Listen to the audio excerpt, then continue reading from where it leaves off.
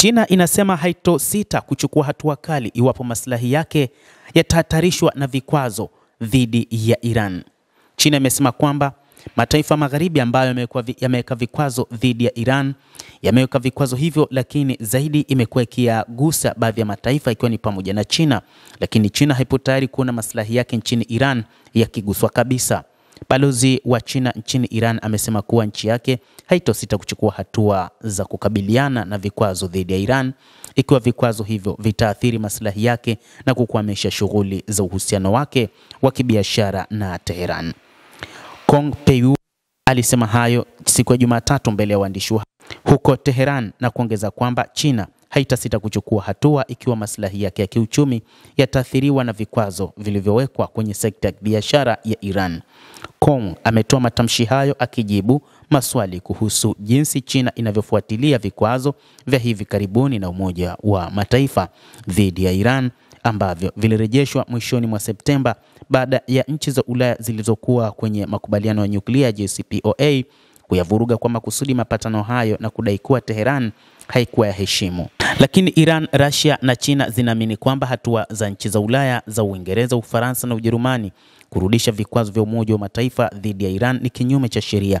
Ndio maana nchi mbili za Russia na China hazitambui vikwazo hivyo hata kama Umoja wa Mataifa umevipasisha chini ya mashinikizo ya nchi za Magharibi.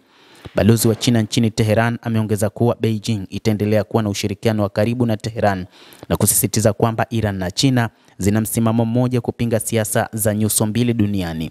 China ni mshirika mkubwa zaidi wa biashara wa Tehran na ndiye mnunuaji mkubwa wa mafuta ya Iran. Kwa mujibu wa Press TV, tathmini zinaonyesha kuwa zaidi ya 92% ya mauzo ya nje ya mafuta ya Iran huishia nchini China licha ya vikwazo vikali vilivyowekwa na Marekani kwa kila anayenunua mafuta ya Iran. Wataalamu wanaamini kuwa China inategemea sana mafuta ya Iran hasa kutokana na wepesi wa kuyapata tena kwa bei nafuu ambayo inasaidia sana ustawi wa sekta yake ya viwanda. Hivyo China imesema yeyote ambaye ataingilia juu ya masuala ya uhusiano kati ya China na taifa hilo la Iran ni kwamba afahamu China haitoweza kuvumilia, na moja kati ya jambo ambalo China iliwahi kueleza ni kwamba maslahi yake hayapaswi kuguswa kutokana na vikwazo vya nchi nyingine. Mtazamaji wa The World News, hayo ndio ya China.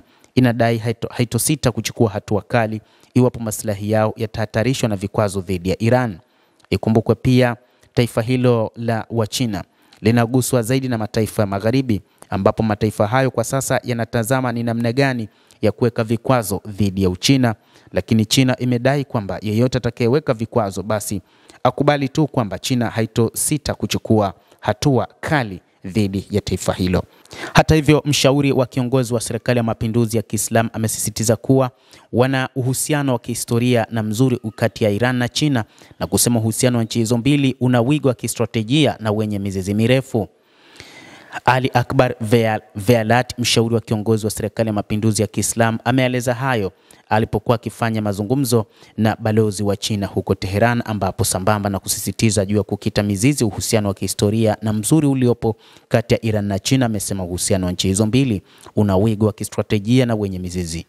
Katika mazungumzo hayo, pande zote mbili zilisisitiza kuimarishwa na kupanuliwa uhusiano wa kistratejia kati ya Jamhuri ya Kiislamu ya Iran pamoja na Uchina na kubadilishana mawazo kuhusu matukio ya kieneo na kimataifa. Na pande hizo mbili zilijadili uhusiano wa pande mbili, matukio ya kimataifa na kieneo, hususan sera za kujitanua za Marekani na uingiliaji wake kati katika masuala ya ndani sehemu mbalimbali duniani. Na vile amezungumzia uungaji mkono wa Washington kutokana na jinai za utawala wa Israel huko Gaza katika kikao hicho, ambapo ameashiria uhusiano mkongwe wa kihistoria na mzuri kati ya Iran na China na kusema uhusiano kati ya nchi hizi mbili una mwelekeo mzuri na uliokita mizizi, na ushirikiano kati yao unaweza kupanuka zaidi katika kivuli cha matukio ya kieneo na kimataifa. Endelea kuwa nasi na usisahau kulike, usisahau kucomment, kadhalika na kusubscribe channel hii ili upate habari hizi kwa mapana hapa The World News. Mimi ni Adam Hussein. Endelea kuwa nasi wakati wote, endelea kutufuatilia uyajue mengi yanayojiri duniani.